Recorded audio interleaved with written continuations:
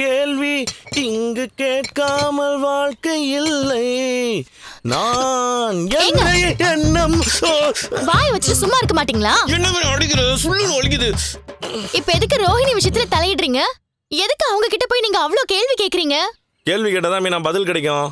எம்ஜிஆர் படத்துல பாட்டு வரும்ல, உரிமைகளை பெறுவதெல்லாம் கேள்விகள் கேட்டதினாலே.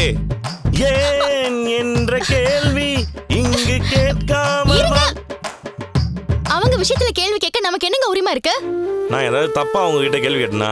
தப்போ சரியோ அவங்க விஷயத்துல தலையிடாதீங்கன்னு தானே நான் சொல்றேன். அது எப்படி? பார்லர் அம்மாவோட அப்பா இந்த ஓடுகாலி பேர்ல தானே பணம் அனுப்பியிருக்காரு. அந்த டவுட்டை கேட்க கூடாதா? யாரு பேர்ல பணம் வந்தா உங்களுக்கு என்னங்க வந்துச்சு? அது அவங்க பணம்.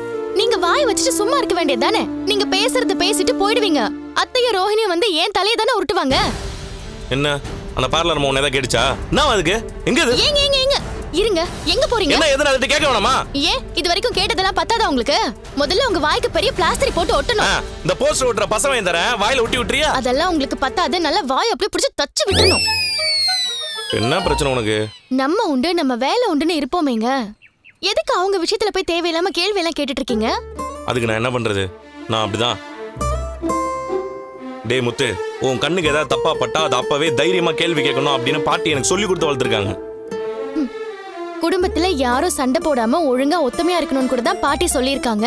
ஏன் அதெல்லாம் கேட்க மாட்டீங்களா நீங்க? நான் என்ன சண்டையா போட்டேன்? நீங்க இப்படி எல்லாம் கேட்டுட்டு இருந்தா எல்லாருக்குள்ளயும் சண்டை தாங்க வரும். வீடுன்னா சண்டை வரத்தான் செய்யும். சண்டையே நடக்காத வீடு எது தெரியுமா? எது? காலியா இருக்கிற வீடு தான்.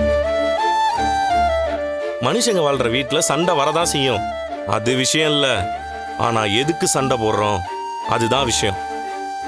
என் கண்ணுக்கு முன்னாடி தப்பு நடக்கிறப்ப அதை என்னால கண்டுக்காம போக முடியாது மீனா. உங்களெல்லாம் திருத்தவே முடியாது. ஆமா, நான் பரீட்சை பேப்பரு, நீ என்ன திருத்தி மார்க் போட்டு நான் பாஸா ஃபெயிலான்னு பாக்குறியா? என் முதுகுல எழுதுறியா? நான் வேணா அப்படியே டேபிள் மாதிரி குனிஞ்சு நிக்கவா? இப்ப மட்டும் சிரிப்பு வருதோ? நான்லாம் ஒன்னும் சிரிக்கலாம் இல்ல. ஐ, அதான் அந்த உதட்டோரமா லைட்டா இருக்குது. அது என்னது? சிரிப்பு வந்தா சிரிக்கணும், அதெல்லாம் அடக்க கூடாது. வாழ்க்கையில எதையுமே அடக்க கூடாது, அது உடம்புக்கு நல்லது இல்ல. சரி நீ அப்புறமா சரி, நான் கிளம்புறேன். அந்த டூல்ஸ் எடுத்து மேல வச்சிரு டிராயர்ல, நான் போயிட்டு வரேன்.